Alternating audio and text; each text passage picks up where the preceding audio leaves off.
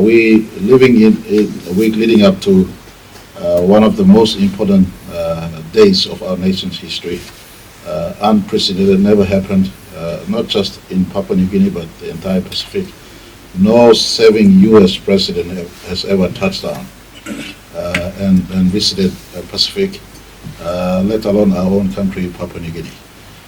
U.S. president is the most powerful man in terms of the ranking, in terms of the government and political power structure. He leads the biggest democracy in terms of size of economy. He leads the biggest military on the face of planet Earth. He's a very, very busy man when he travels. His security details is such that his arrival at the venue or arrival at the town or city or country makes the country come to a standstill. That's why in most of his travelings he keeps it very short from what I've been advised. Maximum or minimum in and around 3 hours, 4 hours, 5 hours to as much as possible. He keeps it short because when he is in town or when he's in the city or in the country, the entire country comes to a standstill. It's just not us here in Papua New Guinea, but that's just the way his global travel protocols are. And so, for instance, when I was in New York for our United Nations General Assembly, he arrives in town for the address. 3 hours or 2 hours he's in New York City comes to a standstill. And so that's in his own country, they give him that level of security cover. For us, it's just within the protocols that firstly, he does not want to inconvenience any place he visits. For Papua New Guinea, 3 hours is better than no hour at all. When I was at Washington for the Pacific Island Leaders Engagement, in fact, I met him twice, one at New York, in the margins of the United Nations meeting. Yes. I was privileged to be offered a one-on-one meeting with him. Me and Rachel had a very close-up meeting with him. And secondly, at the Washington meeting with the Pacific Island leaders, on the third occasion at White House, we went for dinner and we went for one-on-one close-up. In every engagement, I place invitation for him to visit Papua New Guinea. Our history with U.S. Predates 1975.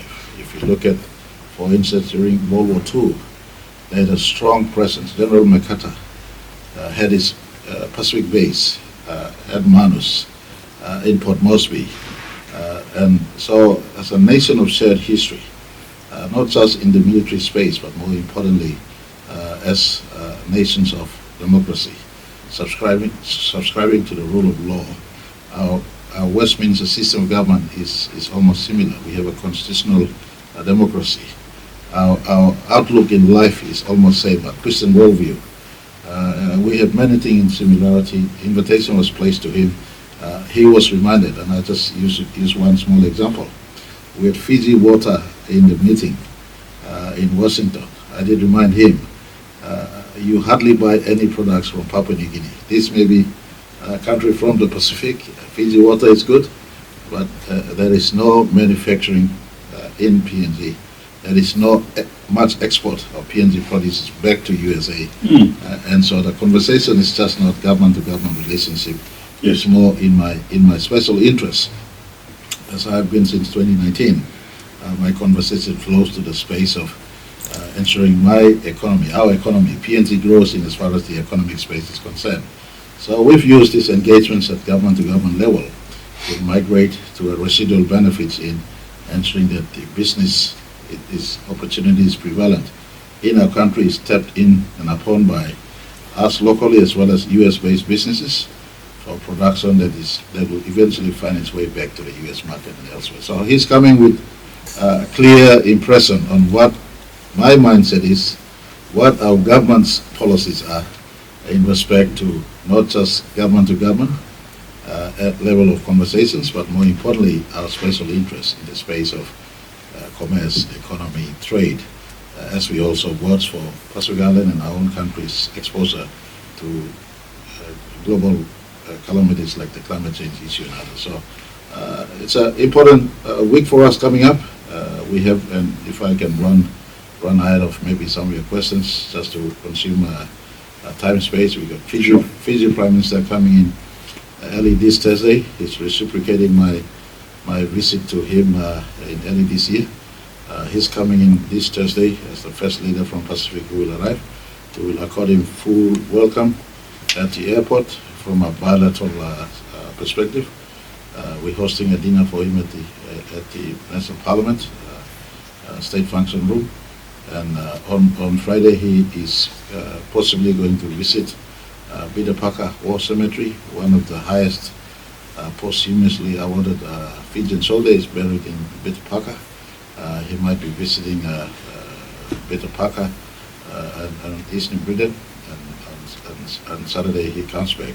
Sunday, all the Pacific Island leaders who've indicated are arriving in Port Moresby. New Zealand Prime Minister comes in and around 7 o'clock, if I'm not wrong. Again, we will give him the honor of a bilateral visit to our country. 19-man gun salute would also be given to him in terms of honor of his arrival. And Sunday, 10 o'clock in the evening, we will have the Indian Prime Minister arriving and touching down in Jackson's airport. And then the meetings will flow, and we will have the Indian Prime Minister, who was gracious enough to indicate to us that he will leave around 3 o'clock, 3:30, and the U.S. President will come in at 4:30. This morning I spoke to White House, and the White House officials did confirm that no plane has changed. The U.S. President will be visiting us next week, Monday at 4:30 with touchdown. That's so that's confirmed. No changes to the plan. It's going to happen Monday. In this case, Prime Minister, with those investors coming in, I'm more particularly interested with the investors coming in, considering the fact that you always push for the fact for downstream processing. In this case, the investors coming in, you mentioned last week that they come from the manufacturing sector.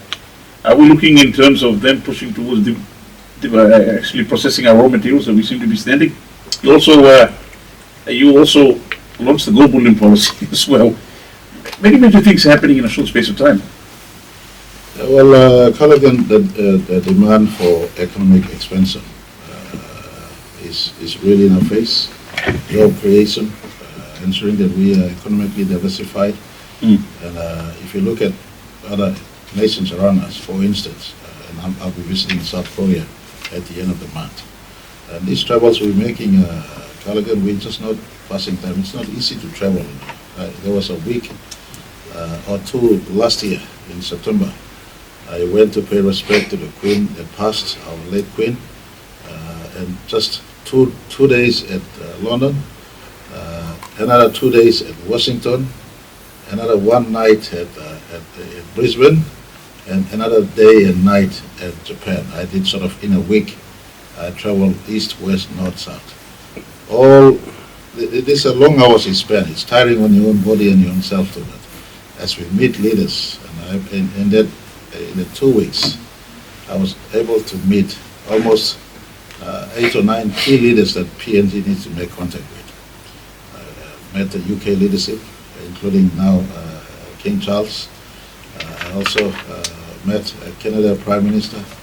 I met Japan Prime Minister. I met US President 3 times. Of course, Australian Prime Minister. And all these engagements, in every conversation Callaghan, I pitch our country's economic focus and policy. We don't want to be raw exporters anymore. Our timbers must be processed in country. Our fish must be processed in country. Our gold must be processed in country. Our agricultural producers, oil palm, coffee, copra, tea, cacao, all these things must be produced in country. When you process in country, we want to export finished product. The multipliers keep on adding on. Job creation, adding to the GDP in the spin-offs. And so that's the focus of my government's policy focus. In all engagements with its leaders, they hear me loud and clear. I don't compromise on PNG's vision. and the direction we will go. We have enough of exporting raw out there, and for US, coming back to US and India to some extent. That will be the main gist of conversation. It's not just geopolitics, it's just not government-to-government relations, it's just not political conversation. It deep inside is the economic well-being of our people. And all these global leaders totally understand where we are placed. And for us, strategically, we're placed in the right place. We're placed in between, in geographically, middle of east and west, middle of north and south. And the strategic placement of our country will be fully utilized in as far as our economic progress is concerned. Our relations to all nations that we relate with will be maintained, but a specific element that will be boosted up and ramped up is the focus on the economic expansion of our country. Of course, with that extending now to Prime Minister Modi's visit as well. This will be the first time the Indian Prime Minister, or any Indian Prime Minister, has actually come to Papua New Guinea, set foot here, for the purpose of the FIPIC meeting that's coming up as well. With Modi coming through and Papua New Guinea hosting, how long was this in the making? Well, the first FIPIC meeting, the Forum of India Pacific Island, it's called a Forum of India Pacific Island Corporations. The entire Pacific Island nations have again this lateral relationship with India. About 3 months ago, I was given the opportunity to address a high-level forum at the invitation of Prime Minister Modi, where he held a forum of they call it South, the Southside nations, the emerging economies, the developing economies, the least developed nations. India has emerged from amongst the cluster of nations to be today ranked the 5th biggest economy. It is envisaged or forecasted that India will continue to be possibly second, third as they progress in the future. It's a big marketplace. Again, a big democracy, the biggest democracy by population. They have a big market for our producers, and so that relationship lateral, and I did indicate it to Indian leadership when my meeting with them. There's an opportunity for other nations, especially emerging nations, former colonies, to rally around, and I used, in terms of global conversation, it possibly emanated from my line of thinking. I spin into India's policy mindset, a conversation on the third realm. And I will be having this, I will be introducing this in the meeting with India. The world cannot be divided between 2 or 3 factions. There must be a third group. There must be others also of relevance in the world of politics. And so for PNG, India presents the third realm, and India is directly west of us. If you look from strategically west from Papua New Guinea, you have Indonesia. It is also forecast that Indonesia will be 4th or 5th biggest economy in the next 10 years. Close to 300 million people, 270 million to be exact. And then you got further west of Indonesia, you got Singapore, you got Malaysia, you have Myanmar, you got Bangladesh, and then you have India. So in the context of Asia, it's just not North Asia. It's just not deep Northwest Asia. Directly horizontal to Papua New Guinea in West Asia, you got this big mass of population. I just want to inform our citizens, the world is a small place now. In terms of ICT platform, global trade is just a press of a button away. What you produce here must find market elsewhere. Today's conversation with these global leaders is just not purely politics.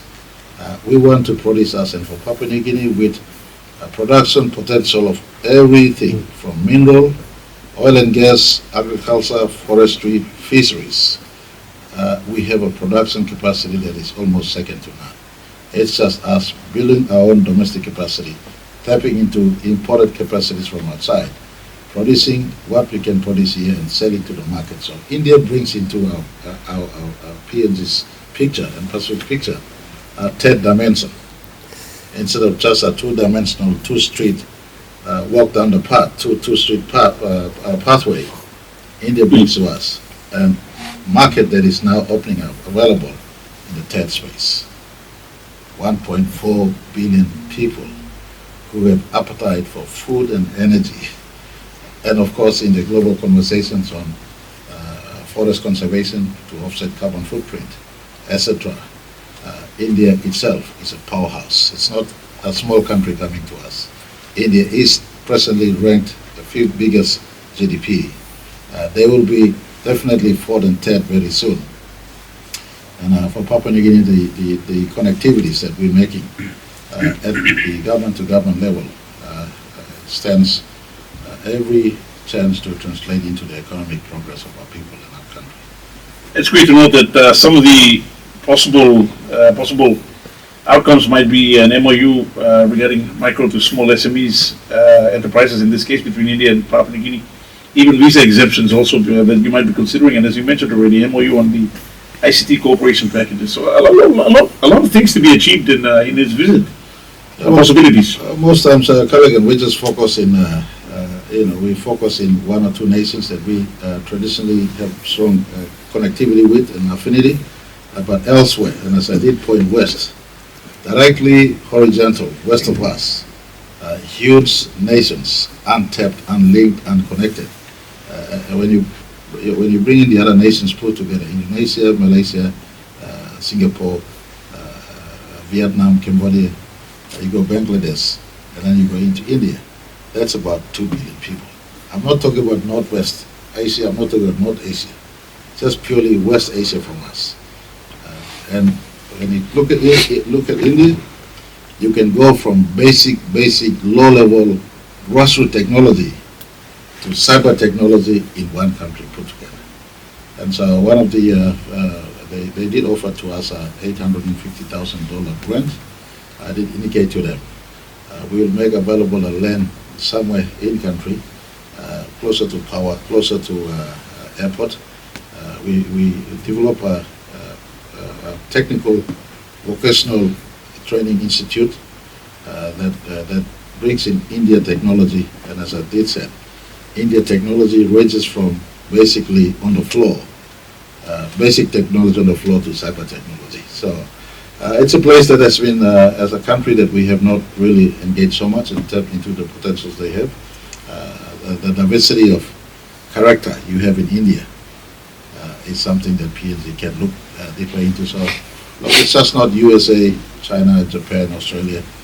We have other countries to link up and